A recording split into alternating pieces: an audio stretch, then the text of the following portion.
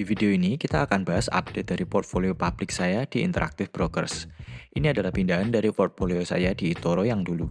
Saya memutuskan untuk merombak total portfolio ini dengan komposisi saham dan strategi yang baru yang akan saya jelaskan nanti. Ini adalah posisi terakhir sebelum saya jual semua. Alibaba minus 7,5%, Canopy Growth minus 8,3%, eHang floating profit 81%, Fiverr 18%, Nvidia 56%, TQQQ 1%, Tesla minus 19%, Unity Software minus 6,7%, dan Uber floating profit 17%.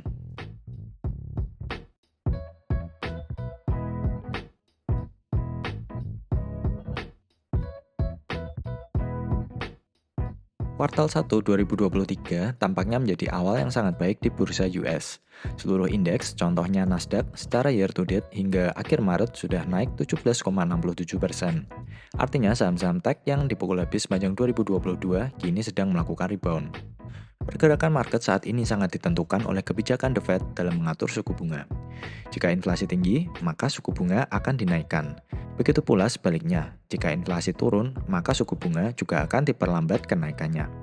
Target The Fed adalah menurunkan inflasi di 2%, sedangkan saat ini seperti pada grafik, tingkat inflasi US per Februari 2023 ada di angka 6%. Kita harapkan saja agar inflasi untuk bulan-bulan ke depan terus menurun, agar kemungkinan soft landing semakin besar. Bursa saham, khususnya saham-saham tech, pastinya akan terus bull run jika tingkat inflasi dan suku bunga bisa terus diturunkan. Buat teman-teman yang ingin mencoba menggunakan Interactive Brokers, silahkan cek playlist di channel ini. Di situ, teman-teman bisa mempelajari broker ini secara lebih detail, mulai dari cara daftar, deposit, withdraw, dan hal-hal penting lainnya. Oke, ini adalah portfolio dividen yang baru saja saya buat bulan Maret ini. Saya membuat dua sub-account dalam portfolio. Akun pertama khusus untuk dividen dan income, satunya lagi akun khusus untuk saham-saham growth. Portfolio dividen saya isi dengan modal awal sekitar $2.000. Sedangkan jumlah dana yang saya gunakan untuk membeli saham saat ini di sekitar $1.800. Sejauh ini so far so good, di mana per 31 Maret, investor receh dividen dalam kondisi floating profit $82. Saya memiliki 7 saham saat ini, SCHD atau Swap US Dividend Equity ETF, BSTZ, BlackRock Science and Tech, Realty Income, QLG Covered Call ETF dari Global X, kemudian ada JP Morgan Equity Premium Income, Altria Group, dan SPHD, ETF S&P 500 High Dividend dari Invesco. Semua saham ini membagi dividen setiap bulan kecuali SCHD dan Altria yang bagi dividen setiap kuartal. Alokasi terbesar saat ini adalah SCHD dengan cost basis $300 dan BSTZ dengan $270. Sisanya saya bagi rata masing-masing $250. Saat ini BSTZ menjadi top performer sementara dengan 9,88%. Untuk penjelasan kenapa saya beli saham-saham ini mungkin akan saya bikinkan di video terpisah. Ini adalah tabel tanggal pembagian dividen, dividen yield, dan track record historis pembagian dividen untuk masing-masing saham. Kita bisa melihat data ini di Seeking Alpha bagi yang ingin tahu. Agar teman-teman bisa mendapatkan dividen, wajib beli saham sebelum tanggal ex-dividend date-nya. Sedangkan payout date merupakan tanggal pembagian dividen kepada para investor. Untuk dividen yield, QLG memiliki perkiraan yield untuk 12 bulan ke depan sebesar 5,89%. Kemudian O atau Realty Income 4,89%. MO atau Altria 8,45%. JP 9,10%. SPSD 4,25%, BSTZ 10,95%, dan SCHD yang terkecil dengan 3,30%. Jadi kalau di rata-rata, dividen yield yang akan dihasilkan adalah sekitar 6,7%. Dari saham-saham ini, Realty Income, Altria, dan SCHD yang memiliki historis pembagian dan pertumbuhan dividen yang paling baik. Altria dalam 53 tahun terakhir sudah berhasil membagi sekaligus menaikkan dividennya setiap tahun. Ini adalah dividen yang saya dapat dari QLG, JP, O, dan SCHD untuk bulan Maret 2023. Jumlahnya memang masih kecil, hanya $0,67, karena saya baru masuk sedikit-sedikit di awal hingga pertengahan Maret. Dengan posisi portfolio $1.800 tadi, dividen untuk April nanti saya perkirakan di sekitar $8 hingga $10. Oke, sekarang kita bahas akun kedua saya yaitu investor receh growth. Tujuan portfolio ini adalah untuk memaksimalkan capital gain. Modal yang saya gunakan benar-benar receh karena masing-masing saham hanya pakai dana $1 atau sekitar Rp15.000. Saya yakin semua orang dari seluruh kalangan, mau yang masih sekolah, kuliah, hingga yang gajinya masih pas-pasan, semua juga bisa membangun portfolio di bursa Amerika. Channel Investor Receh saya buat untuk mendampingi investor-investor receh yang ingin serius berinvestasi saham. Maka dari itu, di channel ini kita bicara persentase keuntungan, bukan besarnya jumlah dana dalam portfolio. Sebelumnya, saya warning dahulu bagi teman-teman yang masih baru. Jangan mengcopy saham-saham yang saya beli ini. Sebagian besar merupakan leverage ETF, di mana contohnya AMZU, ini adalah versi leverage dari saham Amazon kode AMZN, di mana pergerakannya 1,5 kali lebih cepat dari Amazon yang tanpa leverage.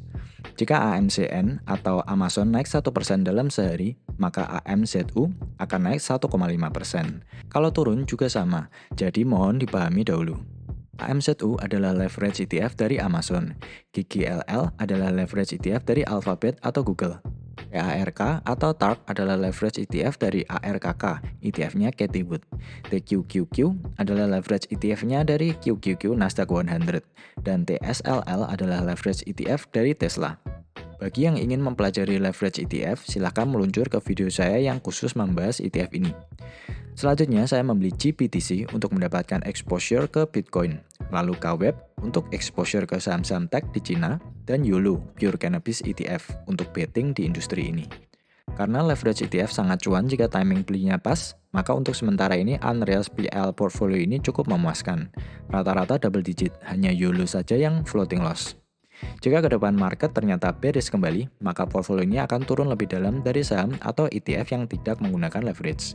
Bagi teman-teman, saya sarankan untuk membeli yang non-leverage saja, seperti Apple, Microsoft, Google, hingga Amazon, dan ETF-ETF yang konservatif, seperti SPY, S&P 500, atau QQQ Nasdaq 100. Saya berani full leverage ETF di portfolio ini karena dana yang saya gunakan hanya sedikit. Sedangkan di portfolio pribadi saya, alokasi leverage ETF hanya sekitar 30%. Sisanya saya tetap memiliki saham-saham dan ETF-ETF yang non-leverage. Saya membuat portfolio dividen dengan modal $2.000 dan portfolio growth dengan modal $1 per saham ada tujuannya. Jadi strateginya saya akan menggunakan dividen bulanan yang saya terima dari portfolio dividen untuk saya belikan saham di portfolio growth. Jadi saya tidak reinvest kembali ke saham yang sama, namun dividen saya reinvest ke saham yang potensi growth-nya lebih tinggi daripada saham dividen. Perkiraan dividen yang saya terima setiap bulan di sekitar 8 hingga $10. Jadi dengan 8 saham yang ada di portfolio growth akan dibagi rata-rata masing-masing $1 per bulan. Jadi dengan strategi ini saya tidak perlu menambah dana lagi untuk nabung saham, semuanya hanya dari dividen. Rata-rata CAGR 10 tahun sebelum market crash dari TQQQ atau leverage ETF-nya QQQ Nasdaq 100 di sekitar 40% per tahun. CAGR 10 tahun dari FANG Stock yang berisi Facebook, Apple, Amazon, Netflix, dan Google juga di sekitar 40%. Maka saya gunakan CAGR di sekitar ini untuk memprediksi return portfolio investor receh growth. Jika menggunakan rate 40% per tahun, maka dengan dana awal $8 dengan tambahan rutin $8 per bulan, 10 tahun ke depan di tahun 2032, portfolio growth saya akan menjadi $12.445.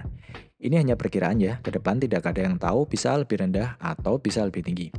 Jika kita turunkan CAGR menjadi 35% per tahun, maka dana $8 dengan penambahan $8 setiap bulan dalam 10 tahun akan menjadi $8.617 atau sekitar 128 juta rupiah.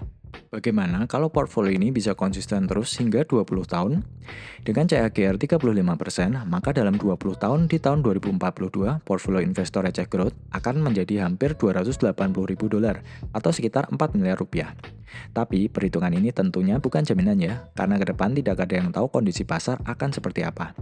Perhitungan ini hanya sebagai penyemangat saja dan sebagai pelajaran bagi kita semua bagaimana uang receh ternyata bisa menjadi miliaran jika kita bisa konsisten dan disiplin, disertai dengan pemilihan saham yang tepat.